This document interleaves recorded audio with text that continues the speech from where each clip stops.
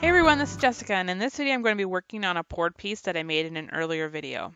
So while this was drying, I actually took some Finnabar microflakes and I just sprinkled those onto the pouring medium while it was still wet, and it did dry and it completely has absorbed those microflakes. So even though they look like they're floating on top, they are dried into that medium and they are permanently there. So that was a happy surprise that I discovered. So I'm taking a Concord at Night stamp set, and I'm using one of the images from the All My Love stamp set here, and I'm just stamping that onto the media board with black archival ink. Then I'm taking a piece of book paper and I'm ripping that up, and I'm going to be creating sort of a collaged image here, so I'm just ripping that until I get the size that I like. And I'm happy with that now, so I'm going to be gluing it down using the Dina Wakley Media Ultra Thick. And I'm going to just put a layer of that with my finger on the back. You could also use a brush or a palette knife or something, but I just find that my finger is quick and fast and lets me move on to the next part of my project. So I'm placing this book paper down. It is overlapping some of the stamped image and the microflakes, and I'm okay with that because this glue is heavy duty and will let me glue basically over anything as long as I let it dry completely. It will not come off. So I'm taking another piece of book paper, and this is actually a scrap I got from ripping the original piece, and I'm gluing that down towards the top. And now I'm taking a sheet out of the Dina Wakley Media Collage Collective, and I'm just going to cut a small section out of it because I want to use that blue area. So I'm just going to use my scissors and cut that out and then set that paper aside. You can see the little rectangle I took. I set that paper aside to use in a future project. And now I'm going to cut out a heart to layer on there. So I'm freehanding this heart.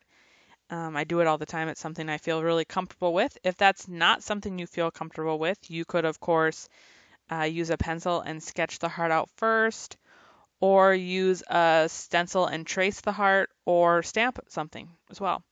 But I have been freehanding hearts with my scissors since I was a young girl, and I just am going for it. So I'm going to spend a little bit of time just kind of reshaping this heart until I get it to be the size that I like, taking away little bits so that it's the size and the shape, the configuration that I want to go onto this collage.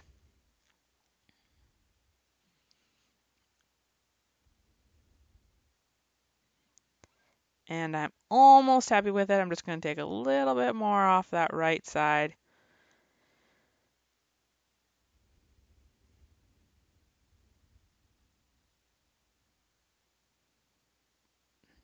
And there you go. That's ready to be glued down.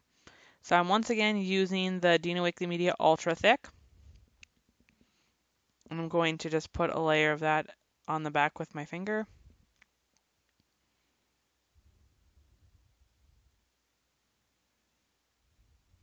You could, of course, use whichever glue you like to use. This is just the one that I prefer to do when I'm using thicker elements. And I'm going to place that heart down, making sure to overlap not only the stamped image, the book paper, and the microflakes. I'm overlaying everything because the focal point in the end is this heart. And after I've given it a good chance to dry, I'm going in with my black Fude ball pen. And I'm just going to outline the heart with a nice bold black line.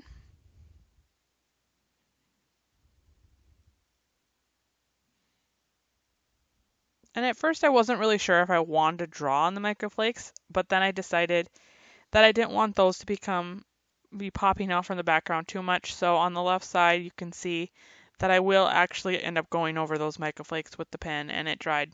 It worked. So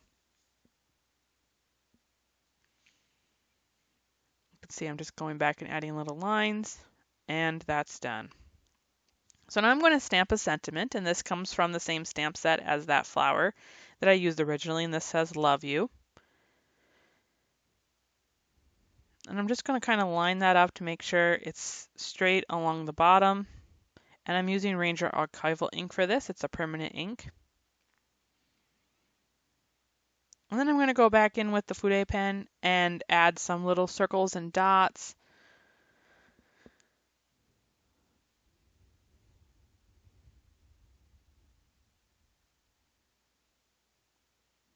And I'm also going to use my white Posca paint pen to add some little dots as well.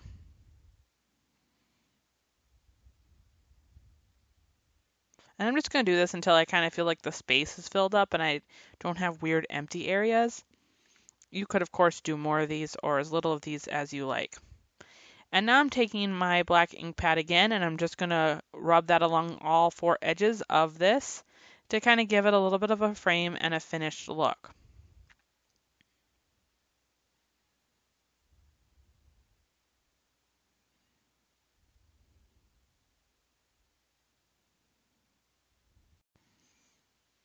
And so the last thing I need to do is to take a piece of double-sided magnet that's adhesive on one side and peel that off and put it on the back. And this is just something I cut out of a sheet of magnets that I had.